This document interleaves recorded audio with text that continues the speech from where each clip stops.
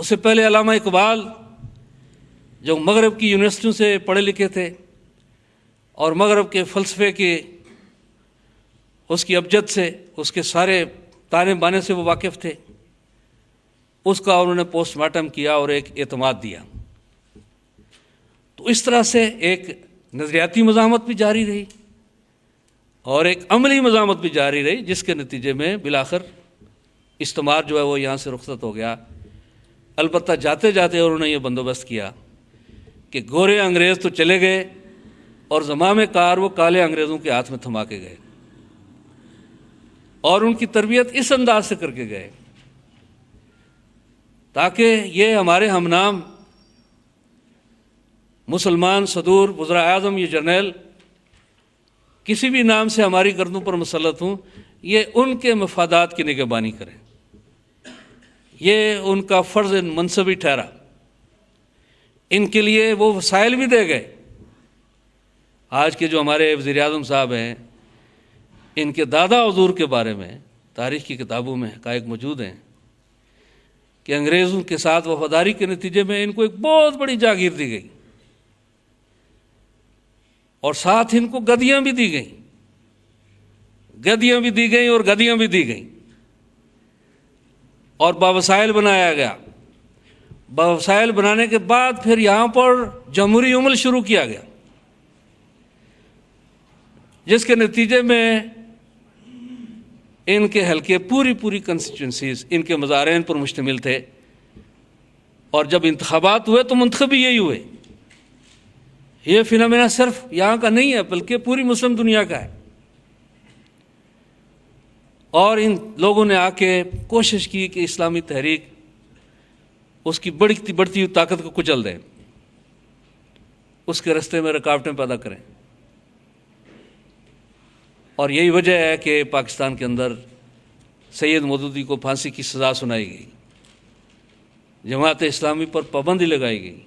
ایوب خان کے دور میں حکومتی سطح پر فیصلہ ہوا کہ مولانا مودودی کی کوئی کتاب کسی سرکاری یونیورسٹی اور ادارے میں نہ پڑھائی جائے گی، نہ اس کا داخلہ، قطعاً آؤٹ آف بانڈ کر دیا گیا۔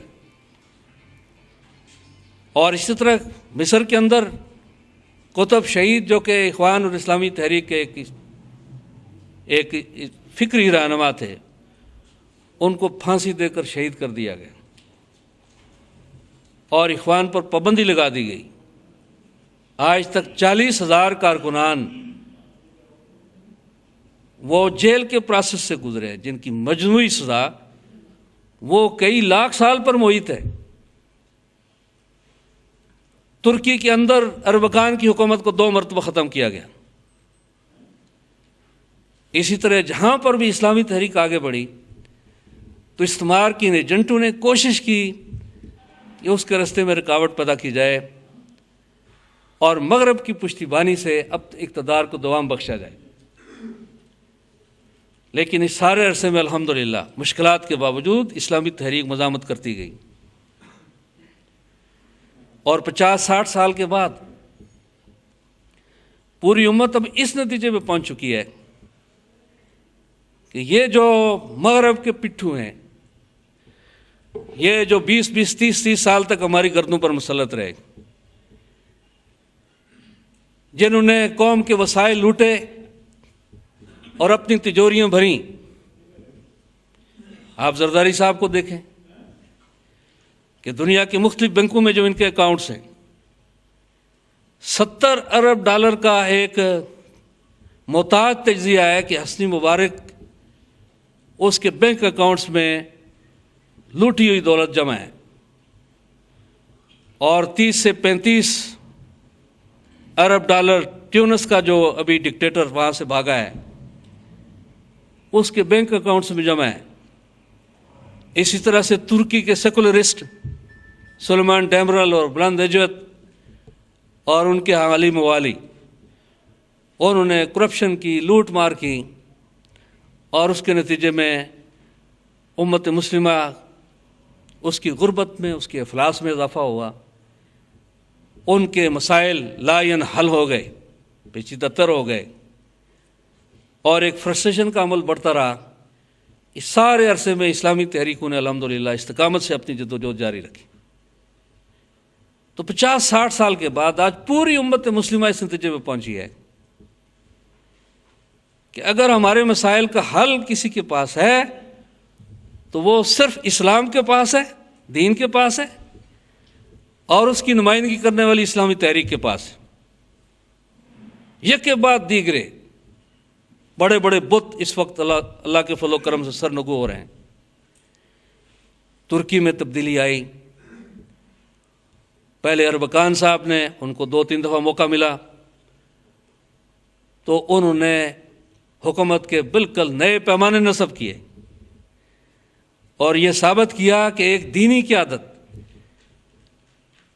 اور ایک ایسی قیادت اور اس کے تربیت یافتہ کارکنان جو خدا خوفی رکھتے ہوں،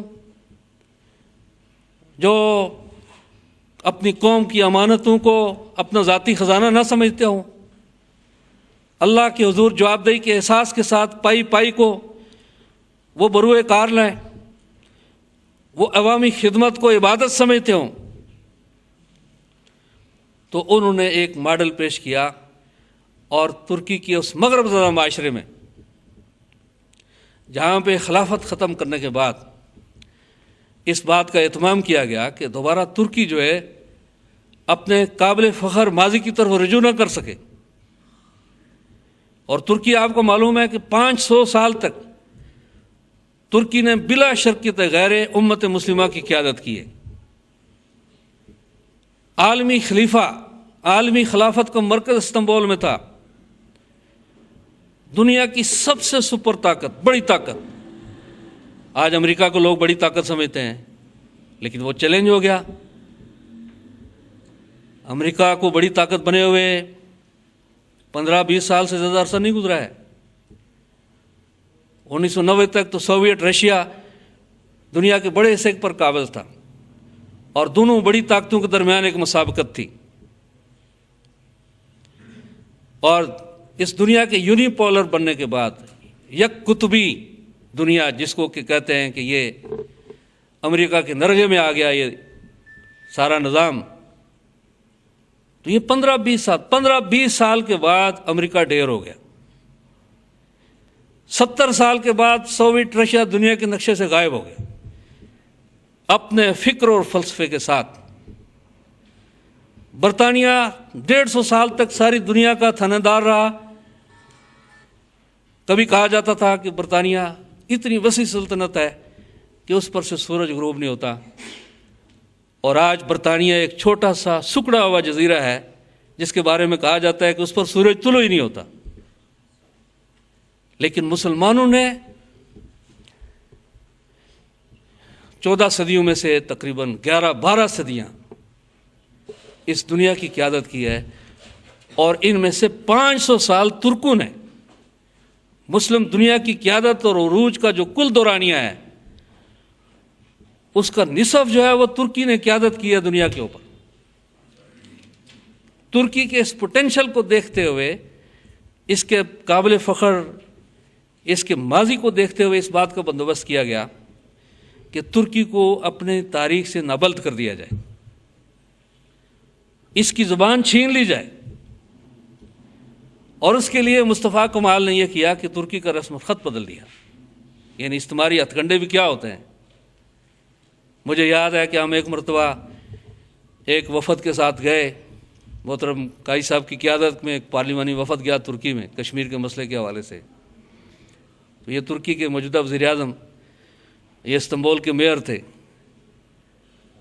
تو یہ ہمیں حضرت ابو ایوب انصاری کے مزار پہ لے گئے،